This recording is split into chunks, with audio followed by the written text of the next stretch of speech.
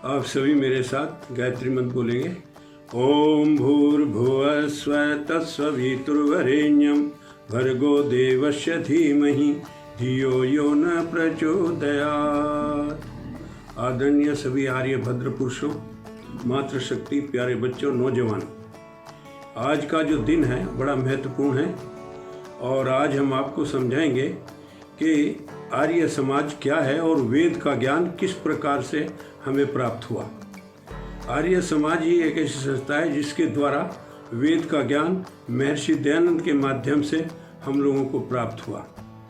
वेद शुरू होता है ऐं भूमि आददाय आर्याय, ये भूमि मैंने आर्यों को दी है। परमपिता परमेश्वर वेद के माध्यम से कहते हैं कि ये भूमि मैंने आर्यों को दी है, यानी श्रेष्ठ व्यक्तियों को दिया। आर्य किसे कहा है? संस्कृत का शब्द है कि जो धर्माचार्य, परोपकारी, सब दुखों को दूर करने वाला, सबकी मार्गदर्शन करने वाला, सबको श्रेष्ठ मार्ग की तरफ प्रेरित करने वाला, उत्तम ज्ञान देने वाला, मानव जाति के कल्याण की बात करने वाला आर्य कहलाता है।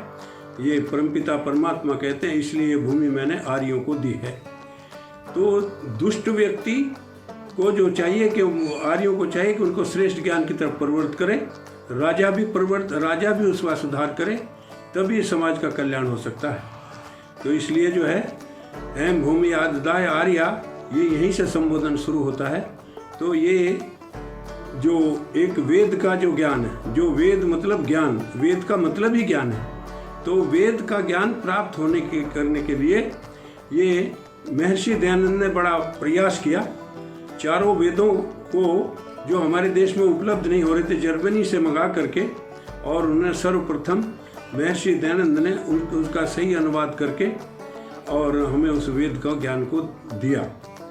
हमारा राष्ट्र, हमारा देश भारत, जो आर्यवर्त के नाम से जाना जाता था, जो बाद में भारतवर्ष बन गया, और धीरे धीरे हिंदुस्तान और इसी तरह जो इंडिया के नाम से मशहूर हुआ। तो जो लोग बाहर से आए उन्होंने अपने इच्छा से नाम रख दिया, लेकिन मूल नाम आर्यवर्त रहा। और फिर भारत के कारण जो है भारतवर्ष नाम पड़ गया। तो ऐसी स्थिति में हमें वास्तविकता को जानना चाहिए, और इस वास्तविकता को जानने के लिए हमें महर्षि दयानंद के सत्यार्थ प्रकाश में सारा विवरण आपको मिलेगा। ये सृष्टि की रचना कैसे हुई, मानव को कैसे जीना चाहिए, कैसे रहना चाहिए, और वेदों में कौन कौन सा ज्ञान किस प्रकार से परमपिता परमात्मा के द्वारा उपलब्ध किया गया। 4 वेद हैं, जिसमें सबसे बड़ा वेद है ऋग्वेद। ऋग्वेद एक ऐसा ग्रंथ है जिसमें मानव जाति का और प्रकृति का पूरे ज्ञान का भंडार है। सुई से लेकर हाथी तक, यानी चींटी से हाथी तक का संपूर्ण ज्ञान ऋग्वेद में आपको उपलब्ध होगा।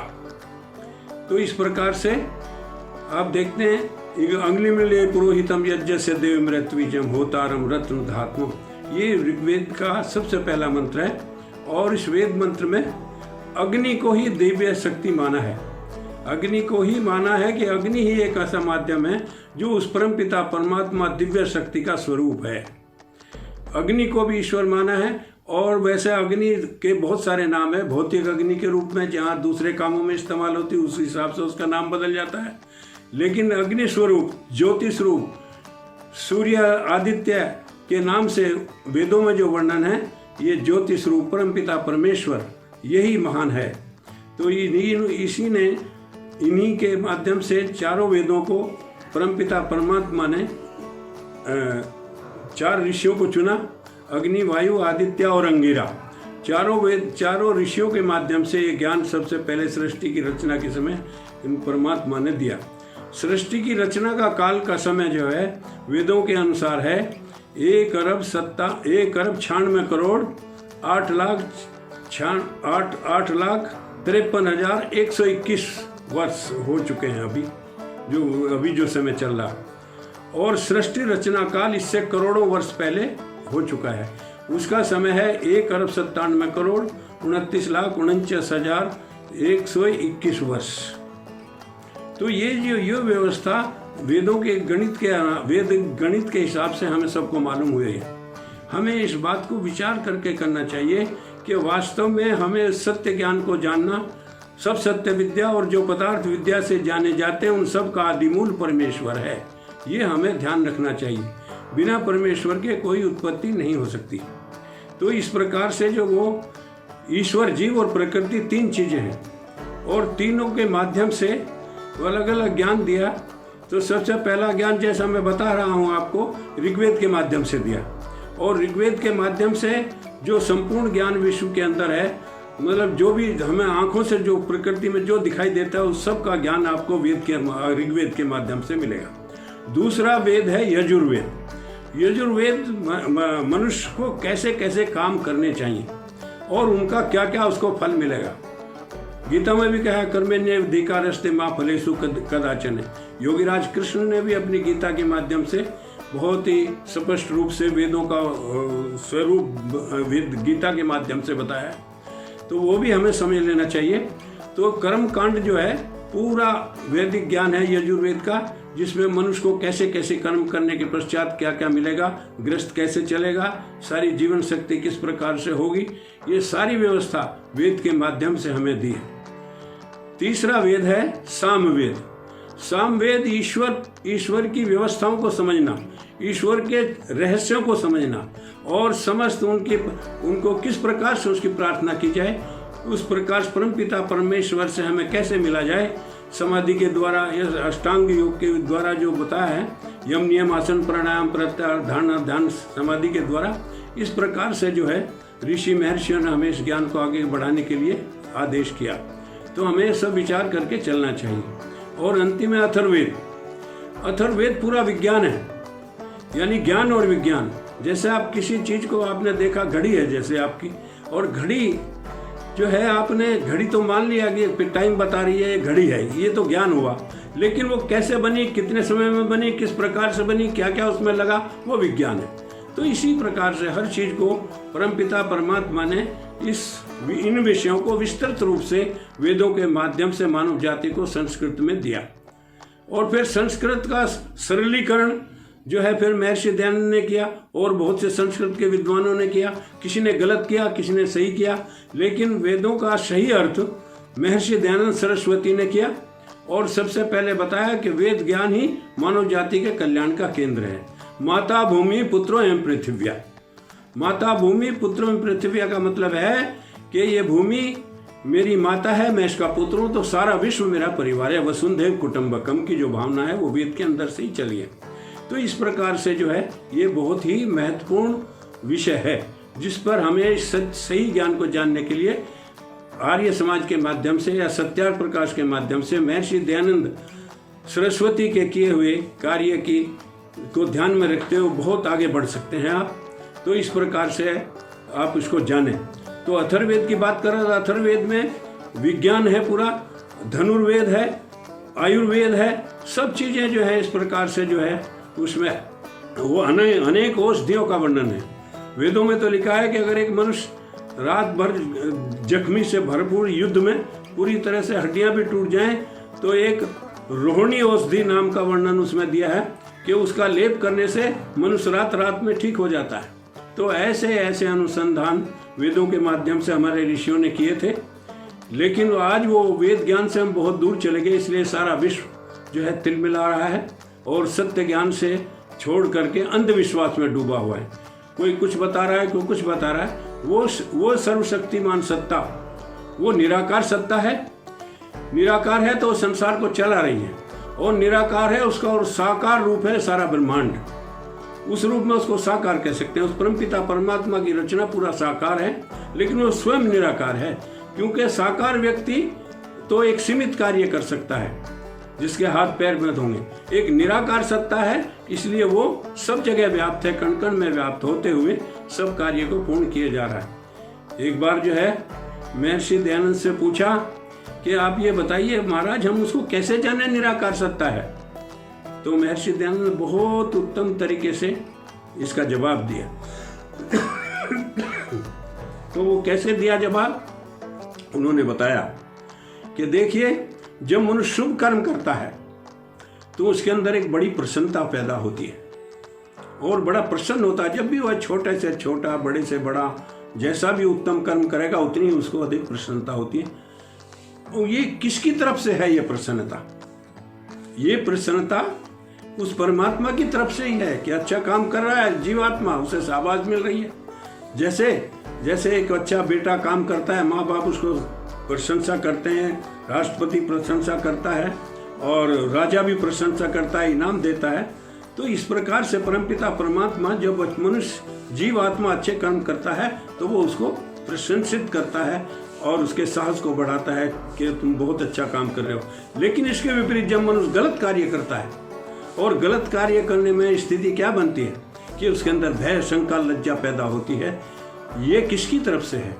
ये स्थिति भी उस परमपिता परमात्मा की तरफ से ही है कि मनुष्य इस कर्म के लिए, ये गलत कार्यों के लिए, जिस काम में भय, शंका, लज्जा हो, उस काम को तुम्हें करने की इजाजत मैं नहीं दे रहा हूँ। ये कार्य तुम्हें मनुष्य जाति को नहीं करना चाहिए। हमेशा श्रेष्ठ कर्म करो और आनंद से अभिभूत रहो। तो ये परमात्मा का उपदेश है। और उन्होंने बताया कि इससे बड़ा और ईश्वरीय सत्ता का तुम्हारे शरीर के अंदर होने से और इससे बड़ा उदाहरण क्या प्राप्त हो सकता है। तो ये एक इस तरह का उदाहरण, इस तरह का परमात्मा का साक्षात्कार आपके शरीर में प्रतिदिन होता है। जब आप अच्छा काम करते हैं तो हंसते खेलते हैं, आनंद को अनुभूत होते हैं, और जब गलत कार्य करते हैं तो फिर आप उसको जो है भय, शंका, लज्जा में भर जाते हैं। तो इन्हीं चीज़ों पर ध्यान करते हुए उत्तम कर्म हमेशा करना चाहिए। तो इस प्रकार से जो मानव सृष्टि बनी, लेकिन मानव ने इस वेद ज्ञान को सही रूप में नहीं समझा, जिसके कारण आज सारा विश्व एक दूसरे की गफलत में, एक दूसरे के साथ लड़ने झगड़ने में लगा हुआ है।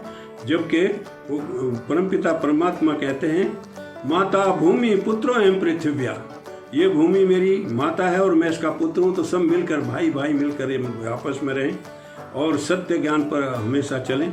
सब सत्य विद्या और जो पदार्थ विद्या से जाने जाते हैं, उन सब का आदि मूल परमेश्वर है। देखिए, जब एक पशु, कुत्ता, बिल्ली, आने, हाथी, घोड़े जो भी हैं, वो स्वभाव से उनको स्वाभाविक ज्ञान प्राप्त है। वो जो क्या खाएंगे वही खाएंगे। लेकिन मनुष्य को निमित्त ज्ञान दिया जाता है। मनुष्य के पास है निमित्त ज्ञान। परमात्मा ने मनुष्य को जो है बिना पाले, बिना सिखाए कुछ नहीं सीख सकता मनुष्य। लेकिन निंद्रा, भूख, प्यास, ये तो स्वाभाविक ज्ञान है। लेकिन जो मनुष्य को जो कुछ आगे बढ़ना है वो निमित्त ज्ञान से प्राप्त होगा। मतलब उसको सीखना पड़ेगा, वो या माता पिता सिखाए या गुरु सिखाए, कोई भी सिखाए, या पुस्तकों के माध्यम से, ऋषियों के माध्यम से उस ज्ञान को उसे सीखना पड़ेगा। जो भी वो बनना चाहता है, जैसे भी उसको ज्ञान मिलेगा वो वैसा ही बन जाएगा। तो इसलिए है उस परमात्मा की कृपा से आप आगे बढ़ सकते हैं। वो दिव्य शक्ति आपके हृदय में हमेशा विराजमान है। इसीलिए तो आपको जब श्रेष्ठ काम करते हैं तो तब प्रसन्नता होती है, और जब आप गलत काम करते हैं तो आपके अंदर भय पैदा होता है।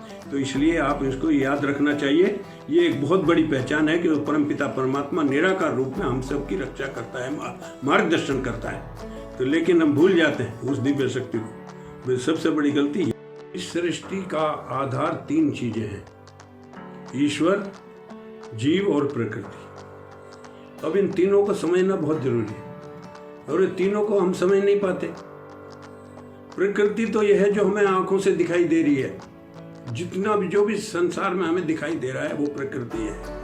और प्रकृति का नेचर है जड़, वो अपने आप कुछ नहीं कर सकती। उसमें चेतन सत्ता चाहिए उसको आगे बढ़ाने के लिए।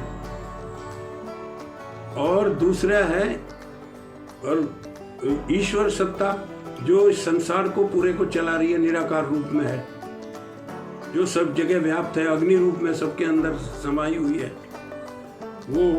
वो ईश्वरीय सत्ता है। अजर, अमर, नित्य, पवित्र और सर्वशक्तिमान, सर्वाधार, सर्वेश्वर, अजर, अमर, अभय, नित्य, पवित्र, अनादि है। और इसी तरह जीवात्मा है, जिसके लिए ये सब काम किया जाता है सृष्टि में। किसके लिए किया जाता है? जीवात्मा के लिए। तो 3 चीजें हुई ना। एक तो साधन हुआ, जिससे जो है जैसे घड़ा बनाया जाता है, तो पृथ्वी से मतलब क्या हुआ, सर्वव्यापक सत्ता है और उसको कोई मूर्ति नहीं है। न तस्य प्रतिमा अस्ति। उस दिव्य यश यश महद यश है, यश नाम है, महद यश है।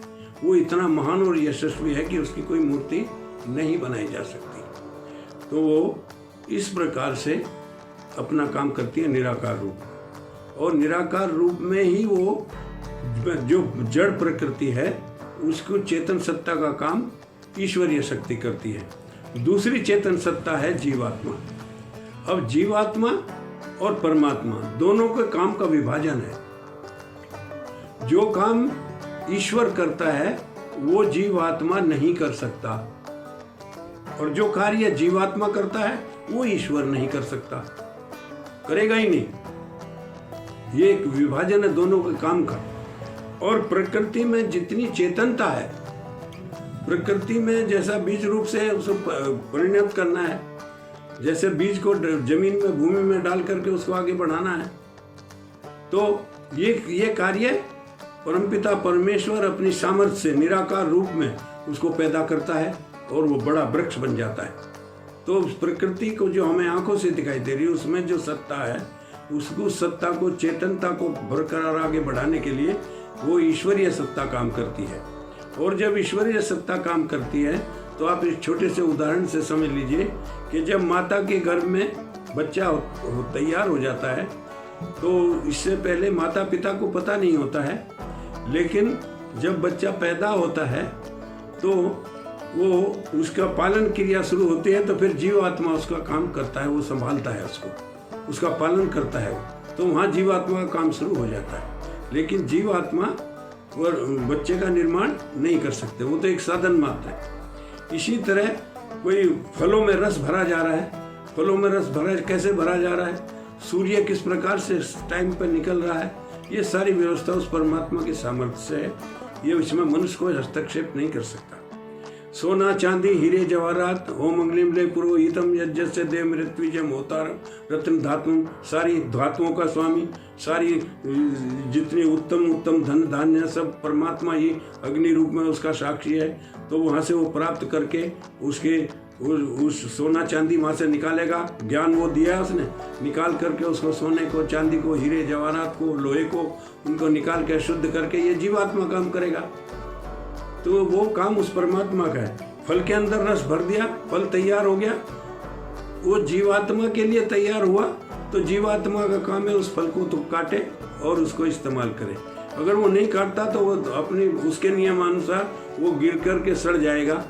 अगर नहीं काटता, जीवात्मा अपने कर्म को नहीं करता, तो दोनों के कार्य का विभाजन है। तो ये रस जीवात्मा फलों में रस नहीं भर सकता। ये जीवात्मा ही जो है अपने इनके काम बटे हुए हैं। तो जब जीवात्मा अपने कार्य करता है और परमात्मा अपना कार्य करता है तो दोनों चेतन सत्ताएं हैं। तो चेतन सत्ता अपना अपना काम करती है तो ब्रह्मांड चलता है। सृष्टि का रचनाकार, हर चीज को बनाने वाला और उसको पालन करने वाली सत्ता ईश्वर है। लेकिन ये जीवात्मा ये भी निराकार है। ये इसकी सामर्थ्य जो है वो परमात्मा के किए हुए कार्य को नहीं कर सकता। ये कार्य उसका सीमित है। इस सृष्टि की रचना जीवात्मा नहीं कर सकता। जीवात्मा को तो वो बनाया है इसने कि वो अपनी सामर्थ्य से उसको उतना ही सामर्थ्य है। वो जो परमात्मा उसको अन्न देगा, बीज देगा, उसको उगाएगा भूमि में उगेगी, कैसे तैयार होगी, वो परमात्मा अग्नि वायु के द्वारा, जल के द्वारा, विद्युत के द्वारा, ये साधन उस परमात्मा के दिए हैं, उसके द्वारा ही वो आगे वो उन्नति को प्राप्त होंगे, बढ़ेंगे, घटेंगे। जीवात्मा भी यही है। तो शरीर धारण करेगा, माता पिता के माध्यम से आगे शरीर धारण करेगा, चलेगा, और फिर वो अपने कर्तव्यों को समझेगा, उसे कौन कौन से काम करने चाहिए, कैसे कैसे ज्ञान प्राप्त करना चाहिए। वो ज्ञान उसको वेदों के माध्यम से प्राप्त हुआ, ऋषियों के माध्यम से प्राप्त हुआ, ऋषियों ने प्राप्त करके पढ़ाया, स्कूल कॉलेज गुरुकुल आदि खोले, उनसे ज्ञान दिया। इस प्रकार से सृष्टि की रचना काल इस तरह आगे बढ़ी। तो ईश्वर, जीव और प्रकृति तीन चीजें हैं। और उसके बाद ये जीवात्मा जो काम करता है, मान लो उसको हल बनाना है तो उसको चाहिए लोहा। तो लोहा कहाँ से निकालेगा? जमीन से निकालेगा, उसको लोहे को शुद्ध करेगा, फिर उसके लिए उपकरण बनाएगा। तो ये काम जीवात्मा का है।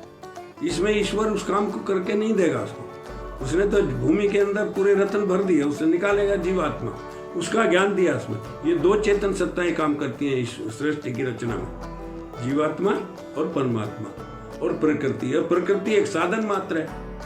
तो तीनों में से एक चीज नहीं है, मतलब कोई बनाने वाला नहीं है, मटेरियल नहीं है या जिस जरूरत नहीं है, तो ये तीनों चीजें नहीं बनाई जाएंगी। एक वो तब किसी भी चीज का निर्माण नहीं होगा। तो निर्माण के लिए तीन चीजें होना जरूरी है।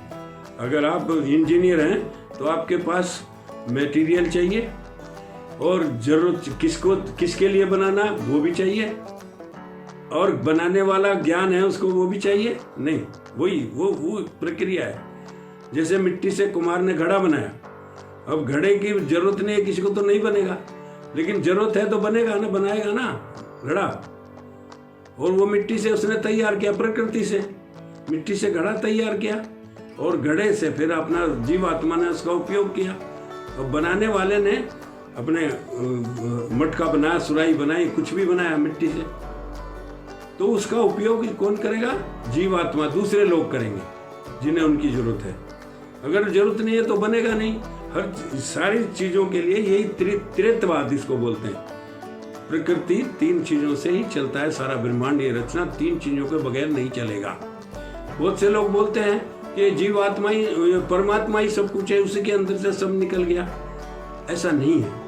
ये तीनों चीजें अनादि हैं, जीवात्मा भी, परमात्मा भी और प्रकृति भी। तीनों का मूल रूप में, एक परमाणु रूप में वो सुरक्षित रहता है। आई समझ में?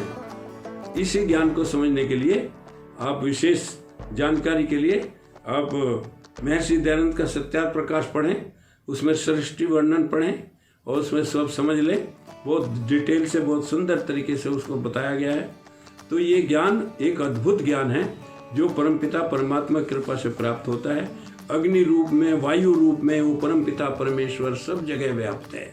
अच्छा, सत्यार्थ प्रकाश में कुल कितने समुल्लास है? 14।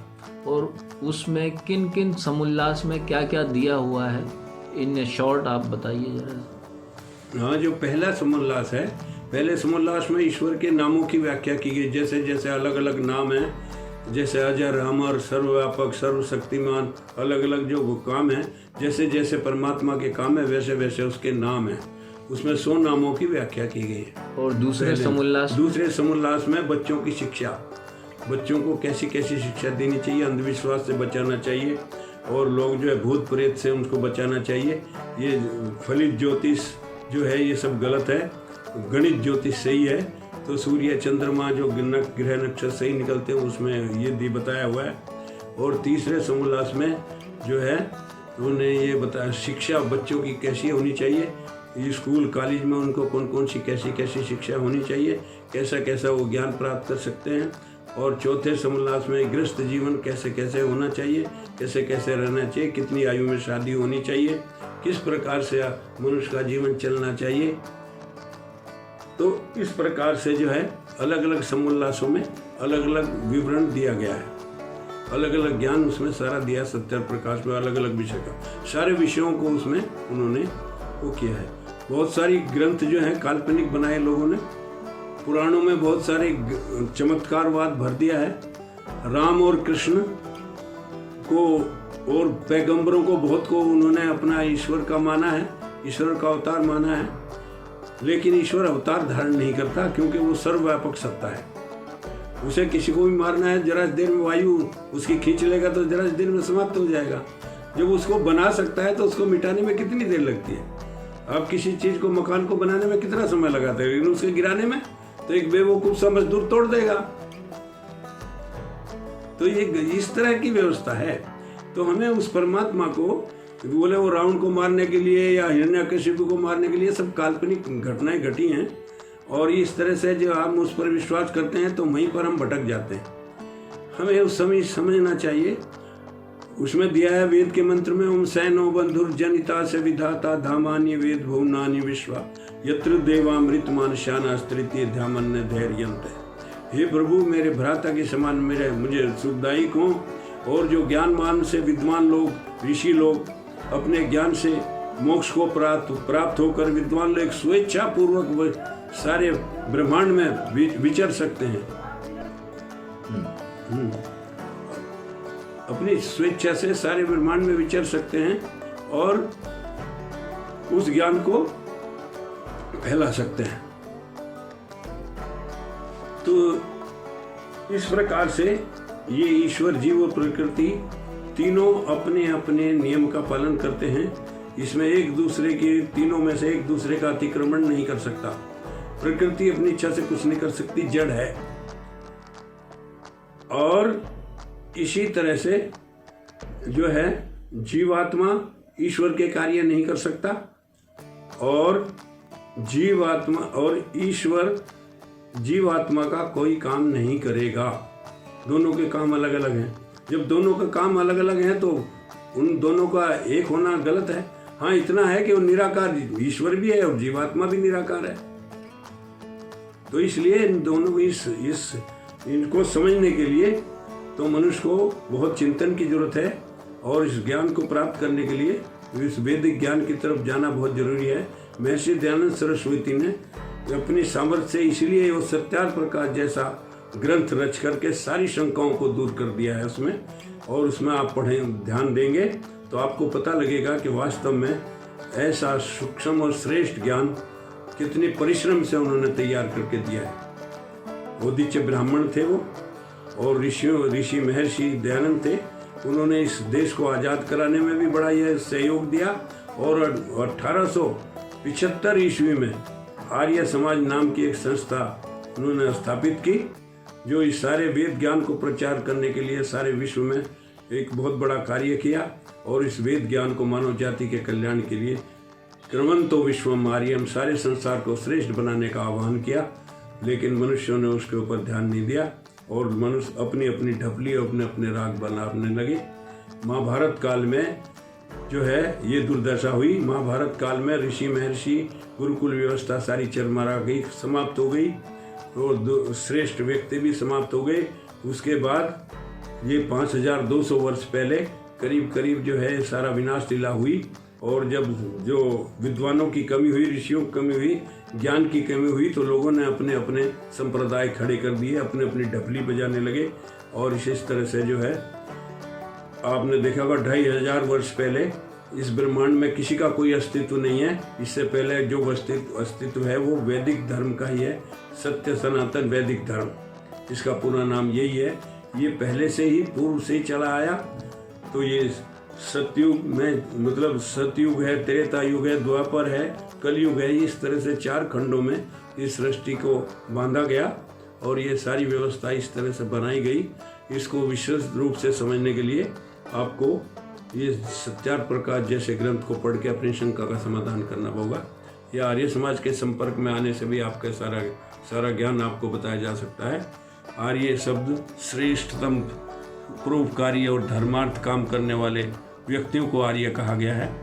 और इसलिए परमात्मा ने कहा कि ये भूमि मैंने श्रेष्ठ व्यक्तियों के लिए दी है और दुष्ट व्यक्तियों के लिए इसमें कोई स्थान नहीं है। दुष्ट व्यक्तियों को शिक्षा से सुधारा जाए, राजा का कर्तव्य है वो इनको सुधारे। अगर वो सुधरने से भी, ज्ञान देने से भी नहीं सुधरते तो उनको मार दिया जाए, ये राजा का कर्तव्य है। तो इस प्रकार की व्यवस्था है। तो जो जैसे मनुष्य ओलंपिक में जाता है, गोल्ड मेडल प्राप्त करता, कितनी मेहनत करता है ये गोल्ड मेडल प्राप्त करने के लिए सारे विश्व में आदमी। क्रिकेट में देखो या दूसरी कबड्डी में देखो, दौड़ में देखो, रनिंग और सब। तो इस तरह से जो है जितने प्रयास किया उसको गोल्ड मेडल मिलेगा, तो कांस्य मेडल मिलेगा जो उसको अधिकार है।